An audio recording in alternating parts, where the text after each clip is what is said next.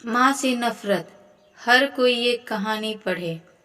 मुझे बहुत दुख हुआ जब मेरी माँ ने मुझे स्कूल शिक्षा के लिए मेरी मौसी के घर भेजकर मुझे मेरे पिता से अलग कर दिया। मैं 6 साल की थी और मुझे पढ़ाई से जैसे नफरत सी थी। अपने छोटे से शहर में मैं स्कूल से भाग जाया करती थी। मैंने शिक्षकों को काफ़ी परेशान किया था। घर पर ट्यूशन टीचर बार बार बदलते रहते थे, क्योंकि या तो वे मेरे साथ टिक नहीं पाते थे, या मैं नहीं रह टिक पाती थी, या तो उनकी छड़ियाँ मुझे मारते मारते टूट जाती थी, या मैं लगातार रोती रहती। मेरे पिता मुझसे ज़्यादा ही लाड करते थे, इसीलिए उन्हें मुझे रोते हुए देखना नापसंद था।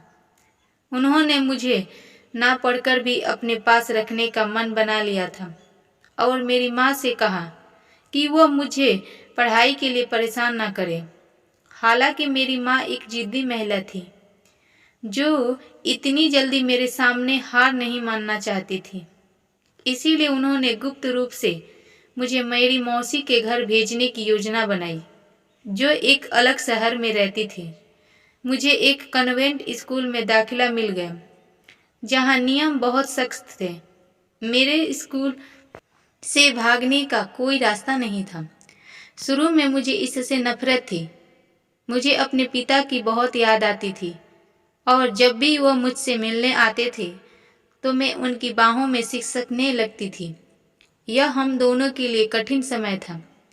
मेरी माँ की पत्थर दिल महिला होने के कारण निंदा की गई। हालांकि यह मेरे जीवन का एक महत्वपूर्ण मोड़ था। वहाँ कुछ जादू सा काम किया और मैं किताबों के प्रति जिज्ञासु और मोहित हो गई।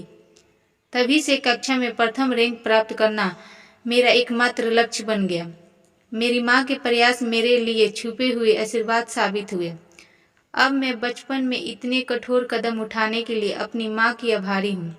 दोस्तों, कहते हैं पूत कपूत हो सकते हैं, पर माता कभी कुमाता नहीं होती। इसी कहावत को साबित करती ये नफरत की नामक छोटी सी कहानी आपको जरूर पसंद आई होगी।